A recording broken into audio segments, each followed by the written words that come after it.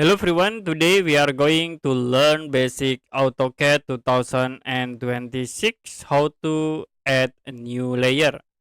So for example, I will create a rectangle and then a circle object.